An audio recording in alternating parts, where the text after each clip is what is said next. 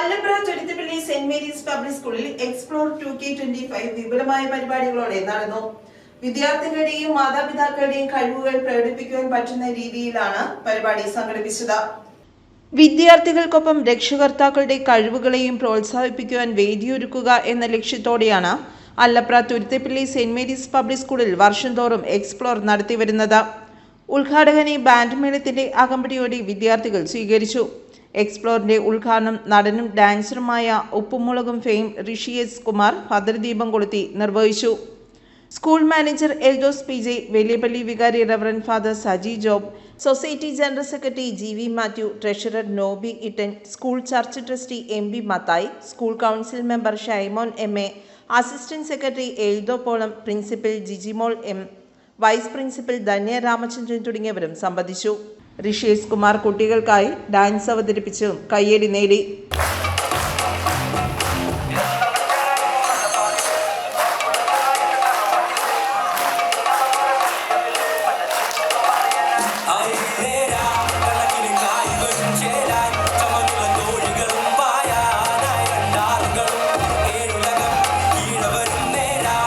അമ്മമാർ കുട്ടികൾക്കൊപ്പം മനോഹരമായ നൃത്തം അവതരിപ്പിച്ചു.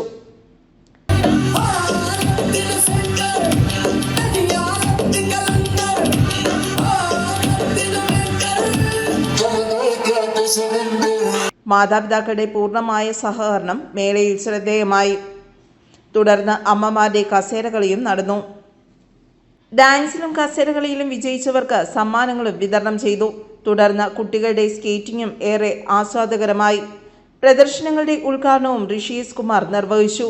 ഫസ്റ്റ് ഓഫ് ഓൾ ഇവിടെ പറഞ്ഞല്ലോ, ഞാൻ ഗസ്റ്റ് ആയിട്ടാണ് വന്നത്. അപ്പോൾ അതിൽ ചേട്ടനോട് ഞാൻ താങ്ക്സ് പറയണു. അതുപോലെ തന്നെ ഇവിടുത്തെ പിള്ളേരൊക്കെ അടിപൊളിയാണ്, ഉഷാറാണ്. കറക്റ്റ് ക്രിയേറ്റീവ് ഡേയിലാണ് വന്നത്. എക്സിബിഷൻ സമയത്ത് എല്ലാം അല്ലേ അടിപൊളിയായിട്ടാണ് ചെയ്തിരിക്കുന്നത്.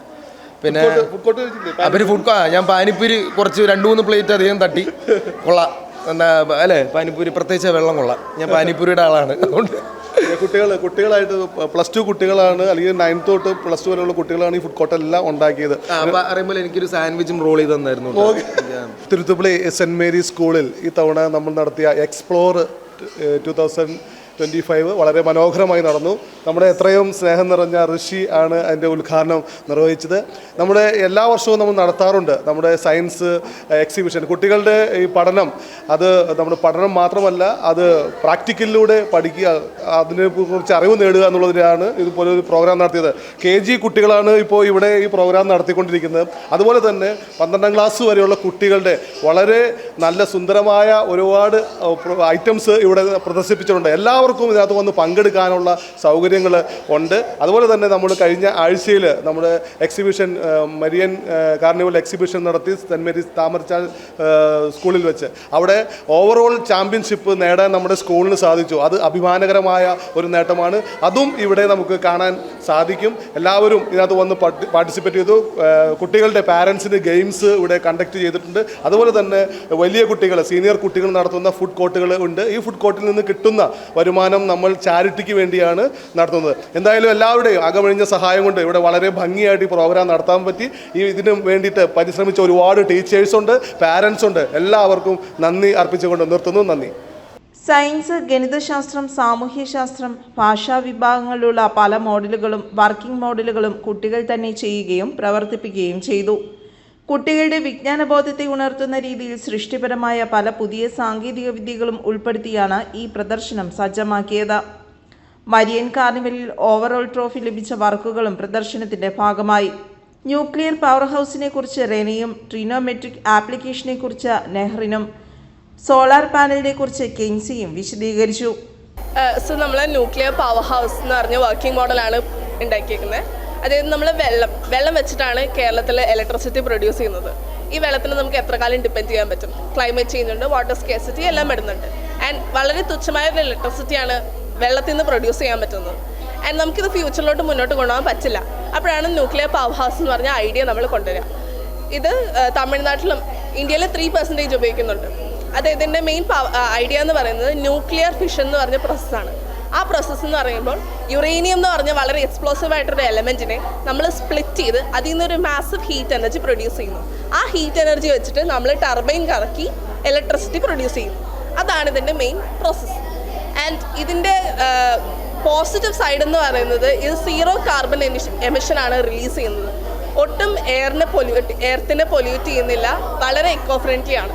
ഇത് കേരളത്തിൽ വരികയാണെങ്കിൽ നമ്മുടെ കേരളത്തിലെ ഇലക്ട്രിസിറ്റി ബില്ലിൻ്റെ ഒക്കെ എമൗണ്ട് കുറയും. അതാണ് നമ്മുടെ Trigonometry is a branch of mathematics that deals with the angles and sides of a right angle triangle, and we are showing up the application of trigonometry in our real life. This is model of Qutub Minar, and it's a device used to measure the angle. So ഇതിപ്പോൾ 77 units ഗ്രൗണ്ടിൽ നിന്ന് high ആണ്. The same distance ആണ് ഇതും, same height ആണ് ഇതും ഗ്രൗണ്ടിൽ നിന്ന്. സോ ഇത്രയും 77 യൂണിറ്റ്സ് ആണ്. Then we are showing the values. So then balance and height measure ചെയ്യാൻ വേണ്ടി നമ്മൾ ഇതിൻ്റെ ആംഗിൾ നോക്കുവാണ്. ഇതിപ്പോൾ 45 ഡിഗ്രിയാണ്. tan 45 is equal to 1. Then tan എന്ന് പറഞ്ഞാൽ ഓപ്പോസിറ്റ് സൈഡ് ബൈ അഡ്ജസൻറ്റ് സൈഡാണ്. So opposite side equal to adjacent side നമുക്ക് കിട്ടും. ഇവിടെ അഡ്ജസൻറ്റ് സൈഡ് എന്ന് പറഞ്ഞാൽ 52 യൂണിറ്റ്സ് ആണ്. സോ 52 യൂണിറ്റ്സ് അഡ്ജസൻറ്റ് സൈഡ് ആകുമ്പോൾ ഓപ്പോസിറ്റ് സൈഡ് 52 ആവും. സോ ഇത് 52 ആവും. സോ 52 + 77 129 യൂണിറ്റ്സ് കിട്ടും. അങ്ങനെ ഇതിൻ്റെ ഹൈറ്റ് നമുക്ക് മെഷർ ചെയ്യാം. അല്ലാതെ ഈ കുത്തബ് മിനാർ പോലത്തെ മോണുമെൻറ്റ്സിൻ്റെ മെഷർ ഇമ്പോസിബിൾ ആയിട്ടുള്ള കാര്യമാണ്. The same method we are using to measure the distance of a vehicle. Then ലൈറ്റ് ഹൗസിൽ നിന്ന് ഒരു ഷിപ്പിൻ്റെ ഡിസ്റ്റൻസ് മെഷർ ചെയ്യാനും, ദെൻ സർവേയേഴ്സ് ഹിമാലയത്തിൻ്റെ ഹൈറ്റ് മെഷർ ചെയ്യാനും, അതുപോലെ തന്നെ എയ്റോപ്ലെയിനിൻ്റെ ഹൈറ്റും ഹൊറിസോണ്ടൽ ഡിസ്റ്റൻസും മെഷർ ചെയ്യാനും പൈലറ്റ്സും അതുപോലെ ഗ്രൗണ്ട് സ്റ്റാഫ് യൂസ് ചെയ്യുന്ന സെയിം മെത്തേഡാണ്. So trigonometry is a powerful tool in our daily life. That's all. Thank you. അപ്പോൾ ഇവിടെ ഞങ്ങൾ എനർജി എഫിഷ്യൻറ്റ് സ്മാർട്ട് സിറ്റിയാണ് കാണിക്കുന്നത്. അപ്പോൾ ഇതിൽ നമുക്ക് ആദ്യമായിട്ടുള്ളത് സോളാർ പാനലാണ്. സോളാർ പാനൽ എന്ന് പറയുന്നത് സൺലൈറ്റിന് ഇലക്ട്രിസിറ്റി ആയിട്ട് കൺവേർട്ട് ചെയ്യുകയാണ് ചെയ്യുന്നത്. പക്ഷേ എപ്പോഴും ഈ സോളാർ പാനൽ സണ്ണിനൊരു ഫിക്സ്ഡ് പൊസിഷനിലായിരിക്കും ഫോക്കസ് ചെയ്യുക. അതുകൊണ്ട് തന്നെ സണ്ണിൻ്റെ മൂവ്മെൻറ്റ് അനുസരിച്ച് ഇതിൻ്റെ എഫിഷ്യൻസി കുറഞ്ഞായിരിക്കും വരിക. അതുകൊണ്ടാണ് ഇപ്പോൾ നമ്മൾ സോളാർ ട്രാക്കർ യൂസ് ചെയ്യുന്നത്. സോളാർ ട്രാക്കർ എന്ന് പറയുന്നത് എവിടെയാണോ സൺലൈറ്റ് കൂടുതൽ ആ ഡയറക്ഷനിലോട്ട് റൊട്ടേറ്റ് ചെയ്യുകയും എഫിഷ്യൻസി 30 to 40% വരെ ഇൻക്രീസ് ചെയ്യും.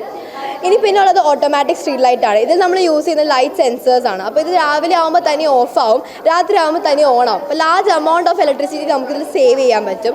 സോ ഇതിൽ വേസ്റ്റേജ് വരുന്നില്ല, അതുപോലെ തന്നെ മാനുവൽ കൺട്രോളിൻ്റെ ആവശ്യമില്ല. പിന്നെ വരുന്ന സ്മാർട്ട് ഡസ്റ്റ്ബിനാണ്. ഇതിന് ചുറ്റും സെൻസേഴ്സ് ഉണ്ട്.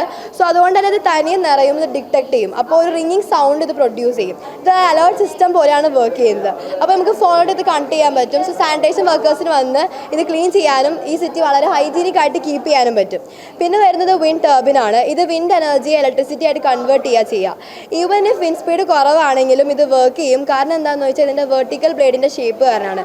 കോമ്പാക്റ്റബിൾ സൈസും അതുപോലെ ലോ നോയ്സും കാരണം ഇത് സിറ്റിക്ക് വളരെ സ്യൂട്ടബിൾ ആണ്. പിന്നെ വരുന്നത് EV ചാർജിങ് സ്റ്റേഷനാണ്. ഇലക്ട്രിക്കൽ വെഹിക്കിൾസിന് ചാർജിങ് ഫെസിലിറ്റിയാണ് ഇത് പ്രൊവൈഡ് ചെയ്യുന്നത്.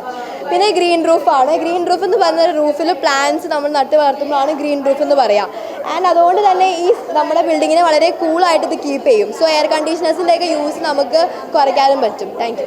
കരകൗശല വസ്തുക്കൾ, പഴയ ഉൽപ്പന്നങ്ങൾ, ക്രാഫ്റ്റ് വർക്കുകൾ, ഫാൻറ്റസി വേൾഡ്, മിറർ ആർട്ട് തുടങ്ങി വിവിധ തരം പ്രദർശനങ്ങളും ഒരുക്കിയിരുന്നു.